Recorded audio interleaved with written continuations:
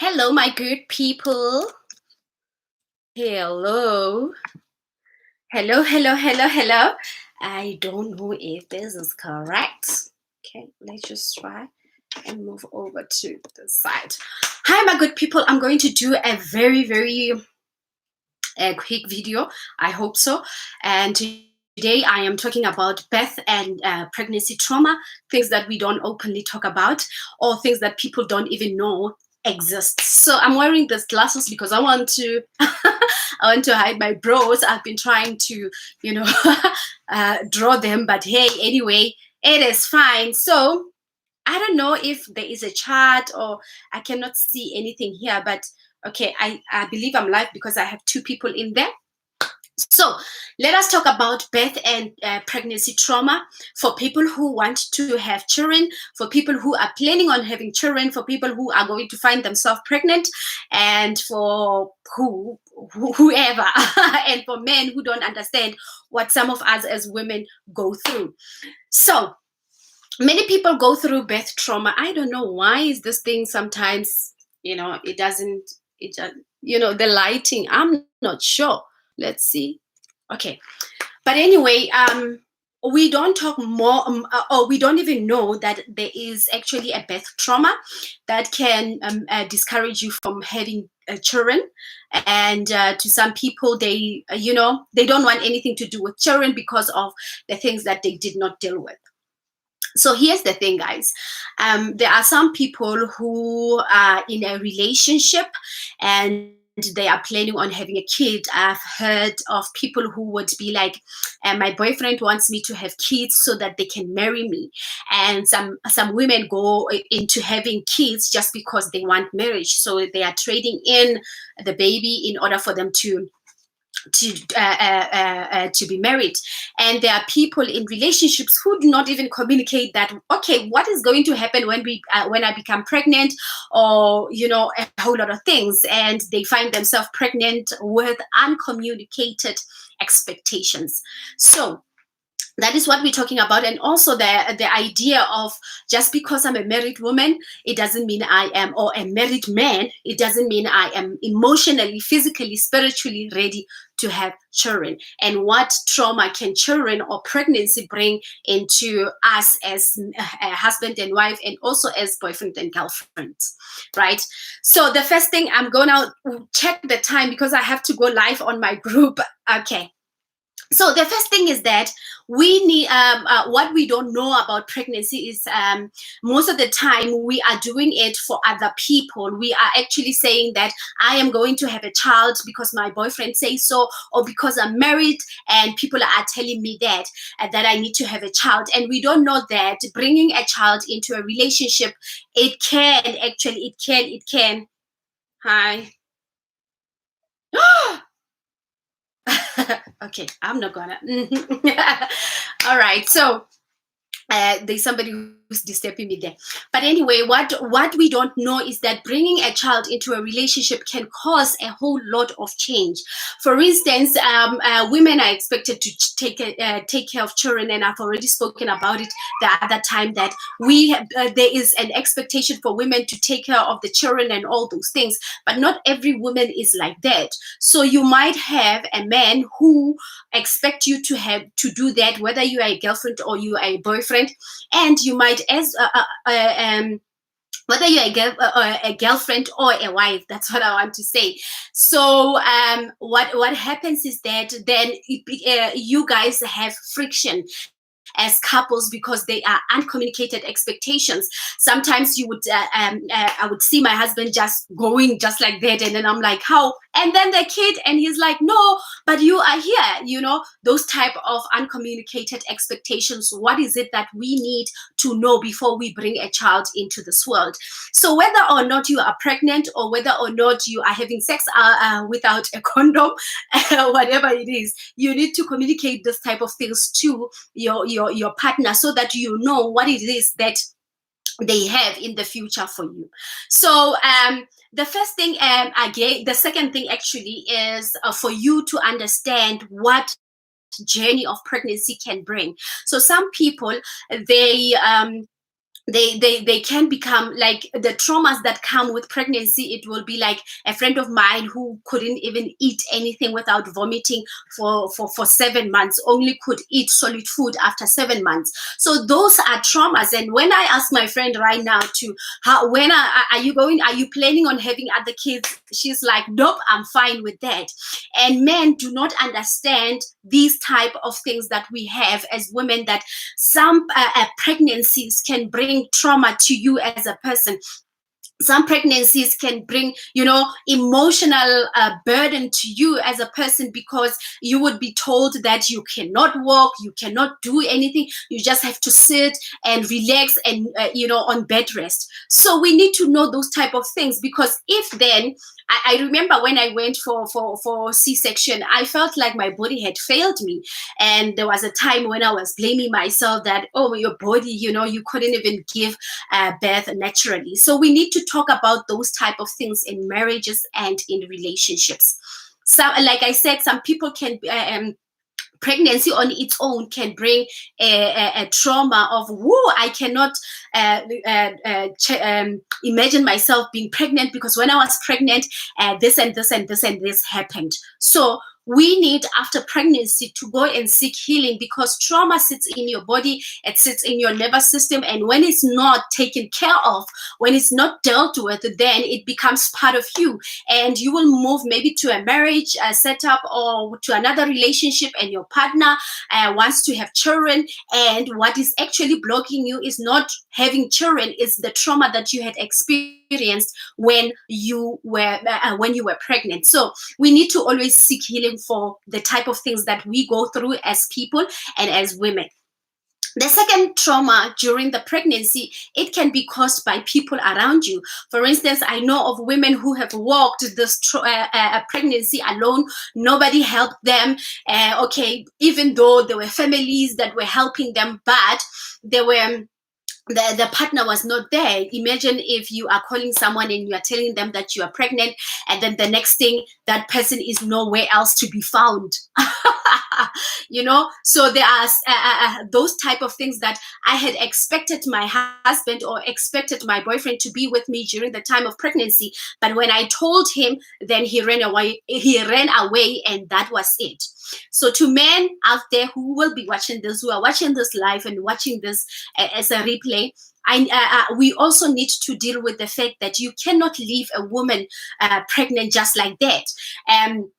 There are so many hormones that are coming out when you are pregnant as a woman. There is so many things that you no longer feel like you're looking good and all those things, and you need the person that said they love you to walk with you through this journey, and also affirm you and say, I love you, even though you have this and that, I still love you, right? So if you are going to have a partner who just leaves, and then there are others who are there, who are present but not really present in your life, they are just there lingering around, we're not sure if they are present or they understand what is it that you're going through. So as well, that can cause trauma. And when you move over to your next life, which maybe you're getting married to somebody else who won't do that, that experience can block you from loving children and also from loving to have children. So we need to look at those situations. If you have a pregnancy trauma, so this one is a pregnancy trauma, and it can be caused by your journey when you were pregnant, and then the second one would be caused by the people who are around you, if you have felt supported or not, right? Then let's dive over to, I have 10 minutes, let's dive over to the second one, which is a birth trauma. And most women have got a birth trauma that they don't even know about. Why do I say that? Most women, when you ask them, when are you going to have a child? And not like it's it's an obligation that you need to have a child, but you would be asking them, and the first thing they say, you remember that time, the pain and all of that. It's because we are getting into pregnancy and also birth without the knowledge. We are just getting, knowledge from this person saying that, I felt pain there and I felt pain there. And you are collecting information, but you don't know what it is that you need to do. You don't even know how you must be breathing, how you must be other types of positions that you can use that can actually make the pregnancy okay, or the pain, the labor pain, yes, the labor pain okay. So my husband and I, when we were pregnant, yes, we were pregnant in 2018. I am a person who loves exploring, and for every situation I embark on, I go and I look for people who are well equipped in that position, and I will pay if I have to pay. So we went into prenatal classes, and these are not like go clinicing when they just tell you that, yeah, sit there, do this, and those were the classes where we were taught literally about pregnancy and what it is that my husband or what would I need from my husband. Also my husband understanding what is it that will be needed from him, and how he can support me through that journey of pregnancy. And I know a lot of men who drop their wives and their girlfriends at the hospital, and then they wait for that call that I have given birth. They don't even know what's going on, or they don't even know if they were there. They don't even know how to support their girlfriends or their wives. And as men, if you are a man and you are watching this, we need to equip ourselves. We need to educate ourselves, because we no longer want generations of our fathers and our mothers. We want people who are men who are going to be present in their children's life, and not only for a period of I am done, knowing what your woman is going through while she is in labor. So my husband and I, we spoke, we sat down, we actually planned the pregnancy. And even if you find yourself being pregnant, you can still plan how you're going to give birth. So myself, I know that many times, especially if you have a medical aid, you will generally go to a doctor, and then the doctor will then tell you that, no, you are going to give a birth via cesarean because your whatever is too small for whatever reason, right? Most people were just directed to C-section without their body really failing them. And I know of many people who gave birth naturally, 2 times, and then when they had a medical aid, then the doctor said, nope, you're going to give birth via C-section, because whatever those medical terms. And we need to also educate ourselves in that. So with myself personally, I went through the midwives. So I did not want to go through the doctor, so I went through a midwife. So I didn't have a gynecologist. I was doing my checkups with the midwives. And my birth, how I planned it, even though it did not happen, it helped me understand that when trauma is a shock, when you are like, wow, what is happening, those type of things. I didn't want to be surprised. I wanted to know, okay, what it is that my husband can assist me with, and what it is that I also need to know on my side.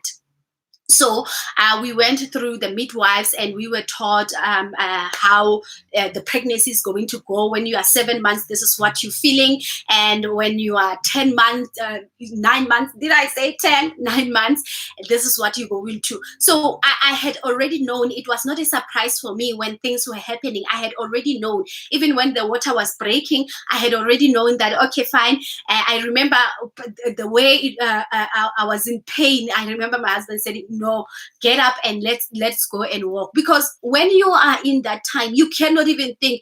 You even forgot about what you have been taught. But when there is someone next to you telling you, remember what we learned. So in order for you to feel better, you need to go and walk. So we went for a walk, and the pains were minimal and all of that, right?